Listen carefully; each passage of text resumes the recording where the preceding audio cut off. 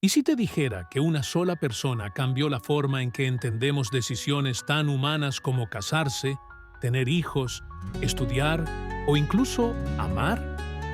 ¿Y si te dijera que ese cambio no lo logró un filósofo ni un psicólogo, sino un economista? Esta es la historia de Gary Becker.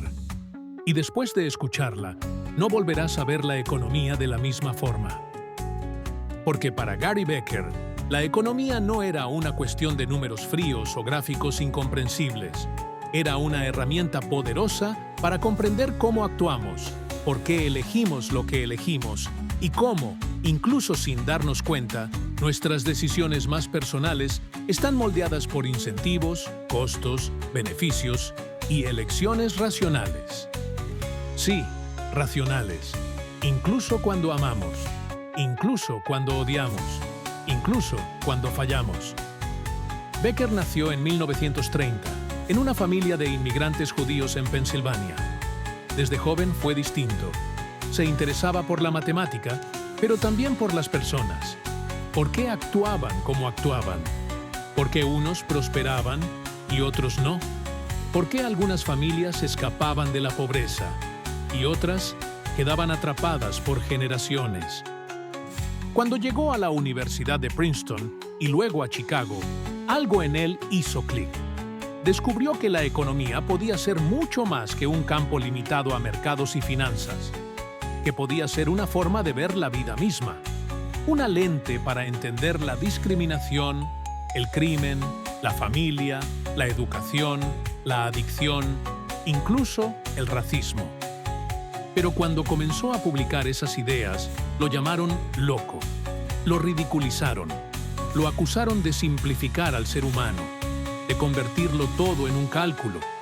Pero Becker no respondía con ataques, respondía con argumentos, con modelos, con datos y sobre todo, con una fe inquebrantable en el poder del pensamiento riguroso para iluminar lo que parecía inexplicable. Él decía: no hay tema humano que no pueda beneficiarse del análisis económico. Y tenía razón. Sus primeros trabajos fueron una revolución. Aplicó modelos de oferta y demanda al comportamiento racial, a la elección de pareja, a la educación de los hijos, a la inversión en capital humano. Creó una nueva economía, la economía del comportamiento humano. Y aunque hoy eso parece obvio, en su momento fue un acto de rebeldía intelectual. Porque Becker no solo amplió los límites de la economía, amplió los límites del pensamiento, y lo hizo con una humildad radical. Nunca presumía, nunca buscaba aplausos, buscaba claridad, buscaba entender, y al hacerlo, nos permitió entendernos mejor a nosotros mismos. ¿Y tú? ¿Has pensado en cuánto de tus decisiones está guiado por incentivos invisibles?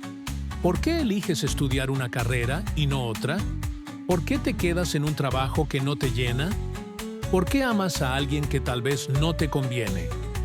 ¿Por qué inviertes tu tiempo en ciertas personas y no en otras? ¿Por qué decides tener un hijo o no tenerlo? Gary Becker no te juzgaría por esas decisiones, pero sí te invitaría a analizarlas, a reconocer que detrás de cada acción humana hay una estructura, un cálculo, un patrón. Y eso no significa que somos máquinas, significa que somos predeciblemente humanos. Y si somos predecibles, podemos rediseñarnos.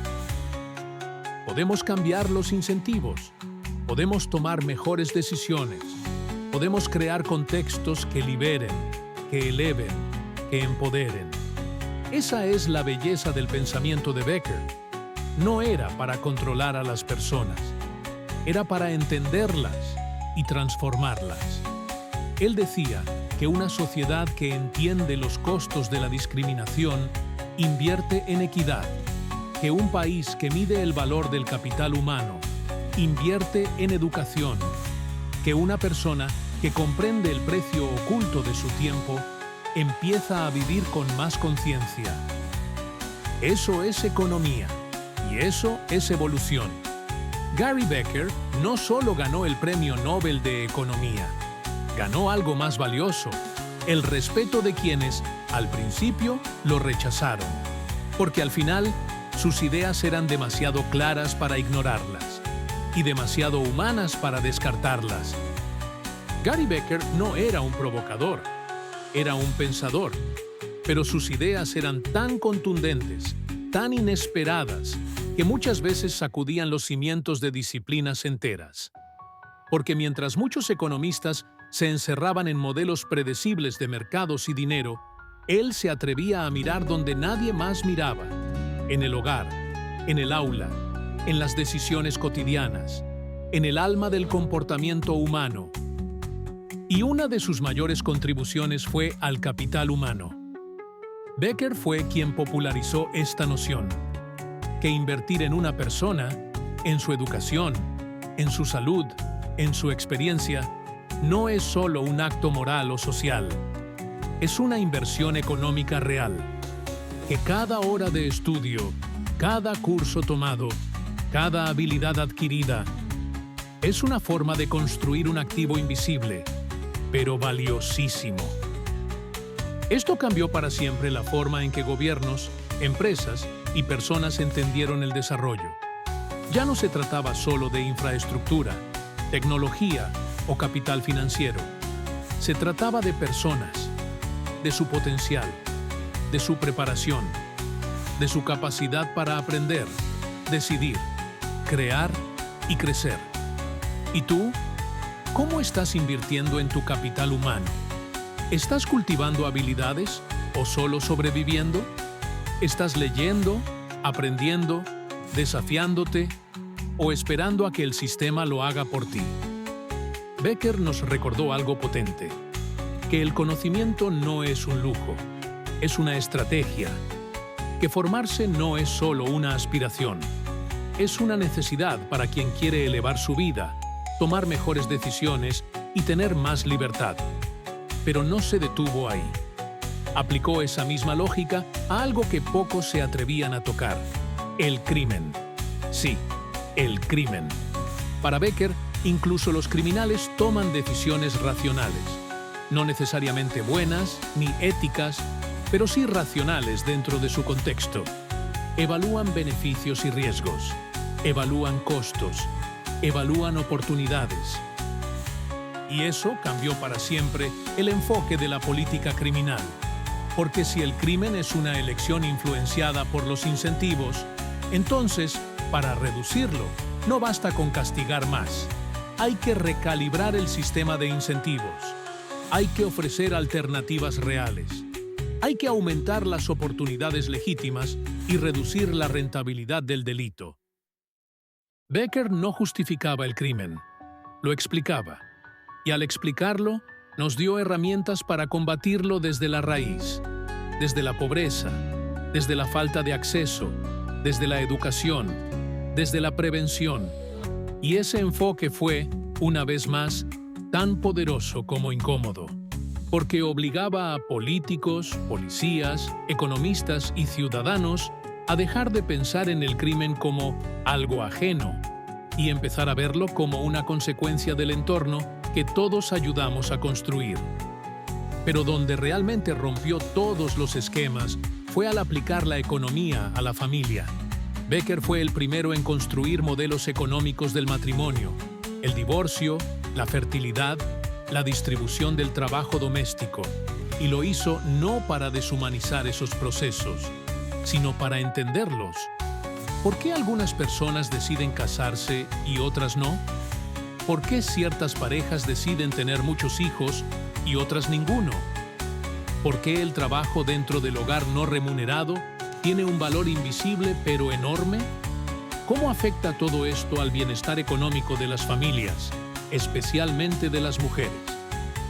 Becker usó las herramientas del análisis económico para dignificar estos temas, para visibilizar lo invisible, para decirle al mundo que lo personal también es económico, que nuestras decisiones más íntimas tienen implicancias que van mucho más allá de lo privado.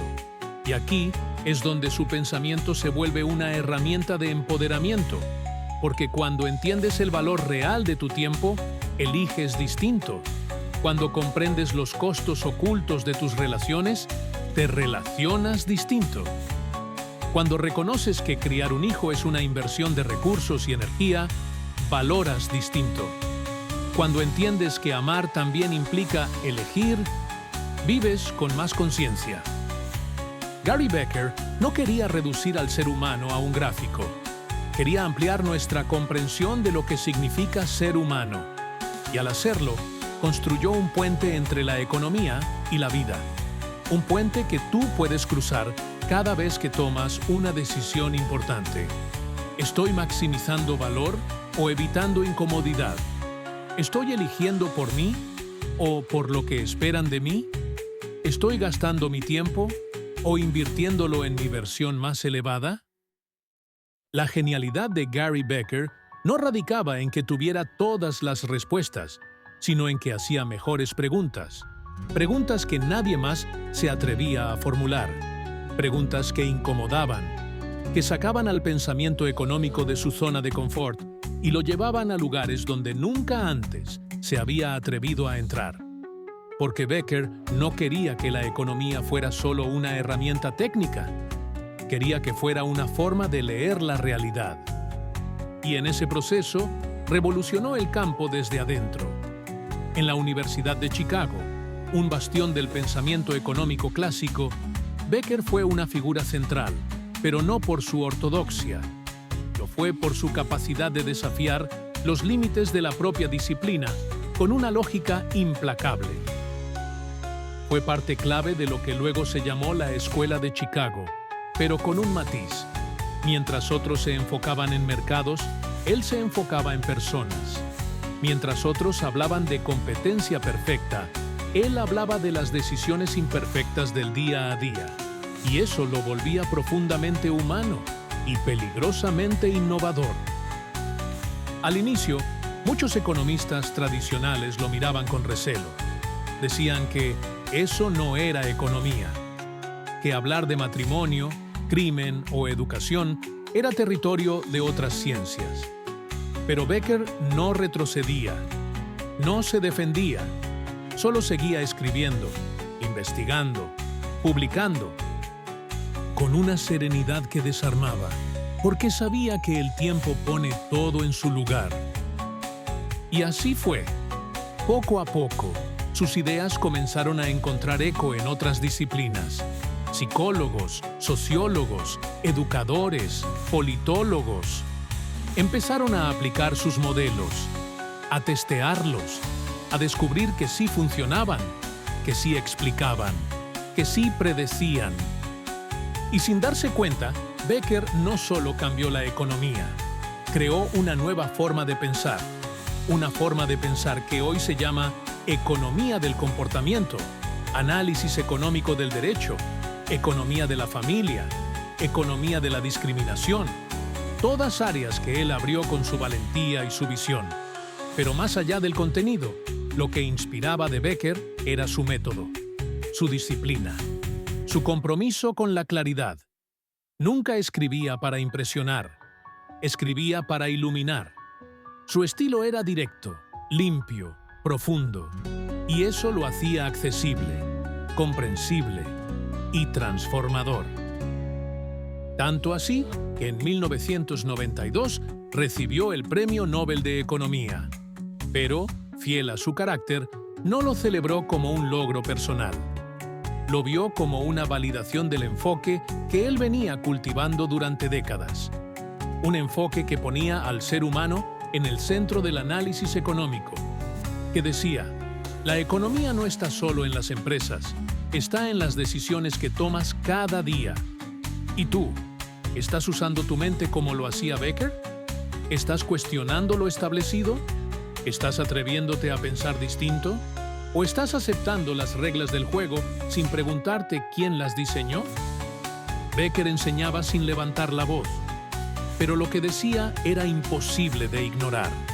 Él creía en el poder de las ideas, no las ideas vacías, las que duelen, las que transforman, las que hacen que nunca vuelvas a mirar igual el mundo. Y esas son las ideas que tú también puedes buscar, defender, construir. Ideas que te incomoden, que te despierten, que te obliguen a actuar.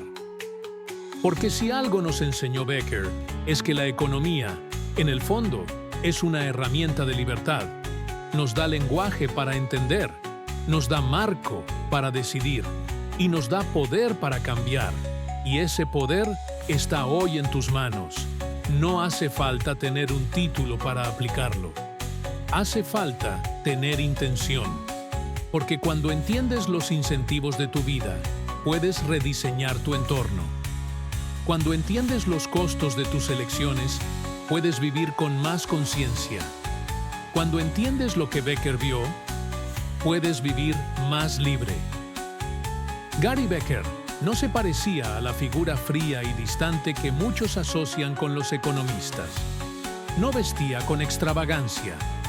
No hablaba en jerga académica para demostrar poder. No enseñaba desde un pedestal.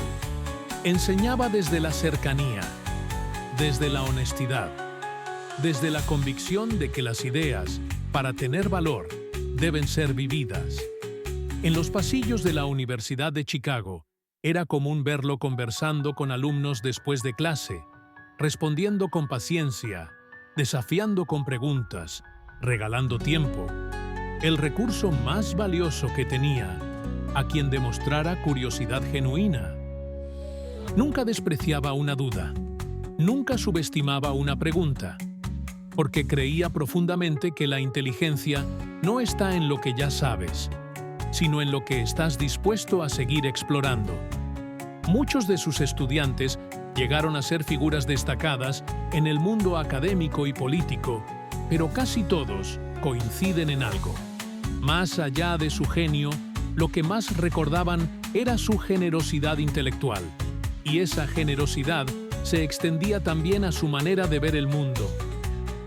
Becker creía que la pobreza no era un problema de destino, era un problema de incentivos, de acceso, de estructuras mal diseñadas, que nadie elige ser pobre, pero que muchos sistemas están diseñados para que salir de la pobreza cueste más que quedarse en ella. Y por eso insistía en la educación. No como un cliché, sino como una política económica con retorno medible, real, profundo. Para él, educar era la inversión más rentable de un país, porque no solo generaba crecimiento, generaba libertad, autonomía, posibilidades.